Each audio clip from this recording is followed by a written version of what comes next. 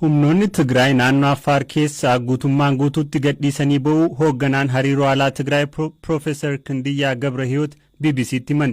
Humnoonni Tigraay karoora mataa isaanii naannicha gadhiisanii ba'uu himu. Bakkeewwan naannoo Affaar keessatti qabannee turre hunda keessaa baaneerra. Amma bulchiinsa Tigraay keessa jirra. Loltoonni keenya Affaaritti duuluun isaanii dhimma gargaarsa namoomaa waliin waan wal qabatu miti. Ta'us garuu humnootiin Finfinnee jiranii fi kanneen biroon uummata keenyatti cufanii fi balleessanii akka isaan harka kennan waan barbaadaniif yeroo hunda dhimma gargaarsa namoomaa fi bu'aa siyaasaa waliin wal qabsiisanii ilaalu. Jalqabumayyuu loltoonni keenya gara Affaar kan duulan naannicha bulchuuf yookiin godinaalee Affaar bulchuuf miti. Humnoonni addaa Affaarii fi loltoonni Eertiraa gara Tigraayitti dhukaasaa fi magaalaa Maqalee seenuuf hanga kiiloomeetira 15 yookiin 20 dhiyaatanii waan turaniif loltoonni keenya rakkoo kana furuuf duulan. Kan nuti amma Affaar keessaa baane akka karoora keenyaattidha. Amma nuti ulaagaalee isaan dhiyeessan hunda guunneerra. Kanaaf gargaarsi namoomaa uummata keenyaaf utuu addaan hin citin akka qaqqabuuf ni eegna. Hoogganaan nageenyaa fi tasgabbii bulchiinsa naannoo Affaar obbo Ibrahim Humad Muhammad gama isaaniin hidhattootni Tigraay bakka hedduu naannoo isaanii keessaa ba'uu himanii guutummaatti garuu hin baane jedhan. Gama keenyaan humnoonni isaanii guutumaan guutuutti hin baane. Ammaanaa magaalee gandootii naannoo daangaa jiran lama keessa loltoonni socho'an hanga tokko jiru. Magaalaa Abal'aarraa kiiloomeetira 15 fagaatee hanga jirutti daangaa keenyadha. Isaan garuu ammayyuu achi keessaa hin baane. Bakkeewwan daangaarra jiran irratti ammayyuu falmii qabnaa jechuun kanneen isaan ammayyuu hin gadhiisne jiru. Bakki kun daangaa keenya keessa akka jiru beekamaadha. Kanaan dura rakkoon daangaarra hin jiru ture. Uummanni Affaar naannolee kana keessa akka jiraatan beekamaadha. Kanaan achi guyyootii 2-3 darban keessa aanaalee hedduu keessaa humnooti isaanii baasaniiru. Uummanni naannolee to'annoo jala jiran keessaa buqqa'an gara qe'ee isaaniitti deebi'uudhaaf hawwii qabu. Kanneen dandeettii isaa qaban gara qe'ee isaaniitti deebi'uu eegalaniiru. Namoota dandeettii hin qabneef ammoo mootummaan geejjibaa fi haalawwan biroo mijeessuudhaan akka qe'ee isaaniitti deebi'an gochuudhaaf qophaa'aa jira. Humnoonni Tigraay naannoo Affaar keessatti aanaalee 5 to'atanii ji'ootaaf ka turan yeroo ta'u mootummaan Itoophiyaa hidhattootni kunniin naannoo Affaar keessa jiraachuun dhiyeessii deeggarsa gara Tigraay godhamu danquu irra deddeebiin himachaa ture.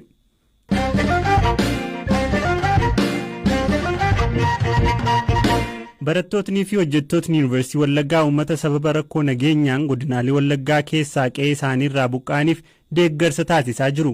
Wallagga Bahaa Horroo Guduruu Wallaggaatti haleellaa uummata nagaa irratti dhaqqabaa tureen lubbuun namoota hedduu darbuun kumaatamaan ammoo qe'ee isaaniirraa buqqa'aniiru. Yuunivarsiitiin Wallaggaas rakkoo kana hubachuun koree deeggarsa walitti qabu hundeessuun uummata kana cinaa dhaabbachuuf hojjechaa turu. Walitti qabduun koree deeggarsaa Dr. Aliimaa Jibriil BBC'tti himaniiru. Ka'umsi deeggarsa keenya jalqaba rakkoo naannoo kiiramuu haaroo mudateen namoonni 3 taane anaa Dr. Safarraa fi Barsiisaa Yaadannoo Dardaaraan jennu 3 ofuma keenyaan koree wayii dhaabnee turre hawaasuma addunyaarra jiru uummata kana bukkee akka dhaabbatanii gaafanne uummanni keenyas nu qaanessinee qarshii walitti funaannee namoota naannoo sana jiran yeroo gargaaraa jirrutti Yuunivarsiitii Wallaggaas akka qaama hawaasa kanaa tokkotti qarshii nu kennee koree nama 5 qabu ijaaree barsiisonni Yuunivarsiitii Wallaggaa hojjettoonni Yuunivarsiitii Wallaggaa hedduun mindaa isaanii ji'a tokko nu gadhiisaniiru. Gargaarsi nu walitti qabne kaashiidhaan akkuma nama siin jedhee uffata garaagaraa walitti kan guuramee jira. Boqqolloo nyaataaf ta'u garaagaraa illee kan nu dhufee jira.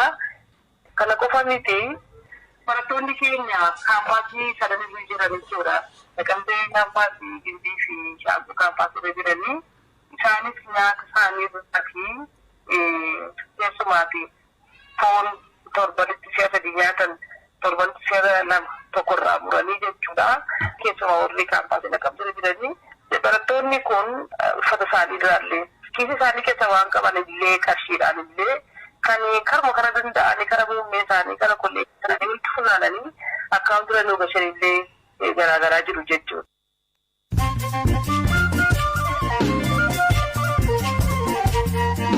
Dhaggeeffattoota gidduutti ammoo odeessaalee gaggabaaboo muraasa barreessaa olaanaan dhaabbata biyyoota gamtoomanii Antooniyoo Guutereez kibxata gara Raashiyaa imaluun Mooskootti ministeera haajaa alaa Raashiyaa Sergey Lavrov waliin mari'ataniiru. Mariin hoogganoota lameenii gargaarsa namoomaa fi akkaataa namoonni magaalota waraanaan barbadaa'an keessaa baafaman irrattis ka xiyyeeffate ture. boordiin Twitter gatii kaampaanicha bituuf dureessotni addunyaa kennan keessaa ka Elon Musk kenne $4 biliyoona 44 fudhachuu beeksiseera. Elon Musk osoo hin eegamin gaaffii bittaa 7 dura kan dhiyeesse Twitteriin wantoota hedduu qajeelchuu barbaadu qabaa jedha. Dubartiin addunyaa kanarraa hunda caala umurii dheeraa jiraatte jedhamte du'aan boqotte. Addunyaa kanarratti umuriidhaan hunda caalti ka jedhamtu dubartiin Jaappaan Kaanee Tanaaka umurii ishee ganna 119tti du'aan addunyaa kanarraa boqotte. Odeessaalee gaggabaaboon hanganuma.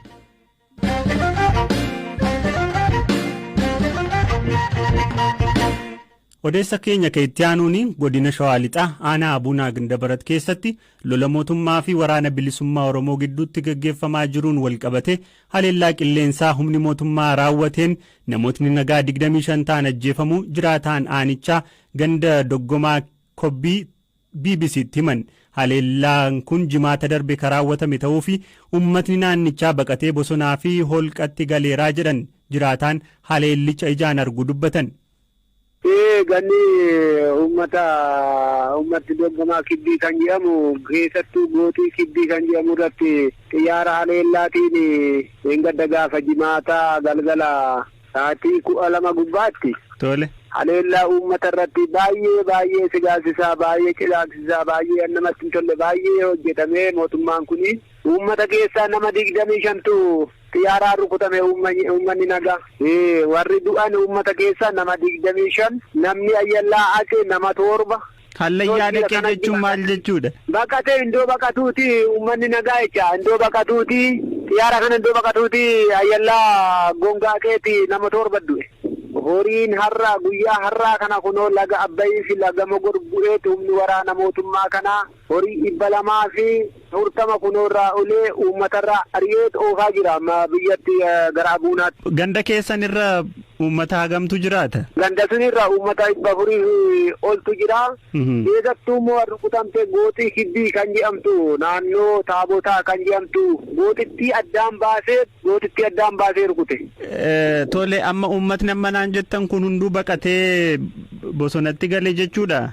Uummanni hundisaa uummanni 400 fi 30 kun bosonuma keessa jira. Guyyaa 3 har'aa namtokittiin mandaraan jiru baqatee kun waashaatti galee kaan dubartoonni nama caakkaamatti bosonumatti ba'e. Kana jira kunoo uummanni keenya dararamee biyya hin qabnu biyya Oromoo keessatti indootti baqannu amne qabeenya keenyatti namne mana keenyatti namne lubbuu keenyatti namne uummanni kunoo uummanni Doggomaa Kibbii akkasiin dararamaa jira. Kanaan jiru. Tole isin amma haleellaa qilleensaa sanas warra lubbuun darbees warra ajjeefames warra daggalatti dubartoota dees ijaan argitaniittu? Ija keenyaan argine laallee kaan immoo dubartoonni galanii hin kaaftan jedhanii isuma uummata kana hin kaaftan hin gattan jedhanii owwanii jiru. Dubbii himaan waraana bilisummaa Oromoo kan mootummaa wajjin waraanatti jiru Odaa Tarbii haleellaan qilleensaa uummata nagaa sodaachisuu fi jiilchisuu malee waraana isaanii akka hin xiyyeeffanne BBC'tti himan. Jalqaba ka gaafanne waraana ji'a kana jalqabee hammaatee haala akkamiirra akka jirudha. Karaa keenyaan loltoonni waraana bilisummaa Oromoo dhaabbatanii lolaa jiru, wareegama barbaachisa kaffalaa jiru garuu injifannoo malee wanta biraa argaa jiru karaa keenya. Sababa sanaaf iyyuuti kan mootummaan ji'a tokko booda badaayyuu dubbanne haalli waraanni kun itti deemaa jiru. Wanti injifannoodha jettan wanna akkam akkamiiti? Yommuu waraanni mootummaa loltuusaa gara keenyatti argu lafa kana dura bilisa ba'ee deebi'ee harkatti of galchuu jedhee waraana isaa nutti bobbaasu bakka itti milkaa'ee ofitti deebise hin qabu. Waraanni boojame 400 ni ga'a. Karaa meeshaatiin immoo meeshaan hedduudha. Bakka adda addatti walitti qabamaa jira. Keessaayyuu rasaasni kumaatama meeqaan lakkaa'amanii nu harka galeera. Qawwee meeshaa gurguddaa kana nu harka hin gallee amma meeshaa adda addaan nutti bobbaafamanii nu harka wanta baay'eetti galeera. godina Shawaa Lixaa aanaa Abunaa Gindabarat keessatti jiraattotni dubbisne bakka waraanni keessan socho'aa ture humnootni nageenyaa mootummaa bobba'anii haleellaa raawwachaa jiraniin wal qabatee humnoonni keessan aanaa Abunaa Gindabarat muraasa gadhiisanii baqachuu isaanii nutti himan jiraattotni isin immoo lafa qabannee turre hin gadhiisnee nuun jettan. Hayyee sana jechuun gaa naannoo sana keessa waan akka be'ame jechuu miti naannoo sana keessa socho'aa jiru akkuma istiraateejiin jechuun tarsiima waraanaa isaanirraa eegutti akka itti diina sirriitti rukutuu danda'anii fi naannoo sana keessa immoo socho'u kana jechuun naannoo sana keessa hin ba'an jechuu miti siif qulqulleessuuf. Aanaadhuma kana keessatti torban dabarsine keessa haleellaan xiyyaaraa ganda muraasa keessa akka ture jiraattota dhiyoo san jiran irraa odeeffannee ture isin ragaa kana qabdu miidhaan humnoota keessan irra ga'e yoo hagam. Bakka xiyyaarri kun ta'u bakka ummati nagaa siviiliyan jechuun jiraatanidha. Keessaa yamma dhiyoo kana bakka Dogomaa jedhamutti manoota 3 gad gubee drooniitiin aleelanii military objectivii tokko hin argan xiyyaaraan fayyadamanii waraana keenya biras wanti miidhaan nu bira geessin jiru irra caala uummata keenyadha kan rakkataa jiru sanatti nu yaaddessa malee karaa keenyaan wanti nu dhibeen jiru. Mootummaan naannoo Oromiyaa ibsa torbee darbe baaseen duulli isaa injifannoo fiduu ibseera. Haleellaa qilleensaa aanaa Abunaa Gindabaratitti namoota nagaa ajjeese jedhamu irratti bilbilaan ka dubbifne hoogganaan koominikeeshinii godina Shawaa Lixaa obbo Tasfaayee Mirreessaa namni nagaan miidhamuu quba hin qabnu jedhan. Jalqaba aanaalee godinichaa keessatti hiriirri abaa'oo shanee balaaleffatu uummataan gaggeeffamaa jiraachuu dubbatan. Abaa'oon shanee amma uummata kanarratti gaggeessaa jiru hammaataa waan dhufeef aanaan hundi dhimma kana wal qabatee wal duraa duuban ta'e malee aanaan yuunifoormilii ammatti gaggeessan aanaaleen kan akka Daannoo, Jibaat, Noonnoo, aanaa Dirreen Cinnii, aanaa Midaaqanyii, Adaa Bargaa, Abunaa Gindabarat jaldu keessatti hiriirri balaaleffannaa abaa'oo shanee cimeetti dhufuu kan jiru ta'uu isaati jechuudha. Naannoleen kunniin bakka hidhattootni keessatti sosocho'an jechuun hin danda'amaa? Olaanaadhaan parsantii olaanaadhaan aanaalee abaa'oon shanee keessatti hidhatee socho'u ta'uu isaati jechuudha. Tole aanaa Abunaa Gindabarat gandoota Doggomaa Kibbii fa'aa jedhaman keessatti haleellaan qilleensaa gaggeeffame namootni nagaan 25 ta'an ajjeefamuu jiraattota naannoo san jiran irraa dhageenye isin quba qabdu waa'ee kanaa?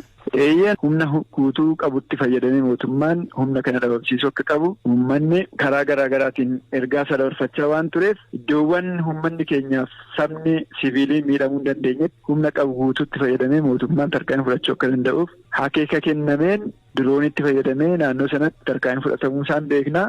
Doggomaa iddoon jedhamu immoo iddoo daangaa naannoo Amaaraa fi godina Shawaa Lixaa naannoo sana ta'uu isaarraan kan ka'e siviiliin miidhame jiraachuu isaa amma ammaatti hin qulqulleeffanne kan miidhames amma ammaatti odeeffannoo achi irraa qabnuun siviiliin miidhame akka hin jirree fi miidhamee kan jiru abaa'oo shanee akka ta'edha odeeffannoo qabnuuni amma ammaatti hin qulqulleeffannes kana humni siviiliin naannoo sana ture namni muraasti garuu gara magaalaatti gara baddaatti akka jirudha kan odeeffannoo qabu. Dhaggeeffattoota keenya qophiin har'aaf jennee qopheessine asumarratti xumurama boru qophii biraatiin walitti deebina horaa bula.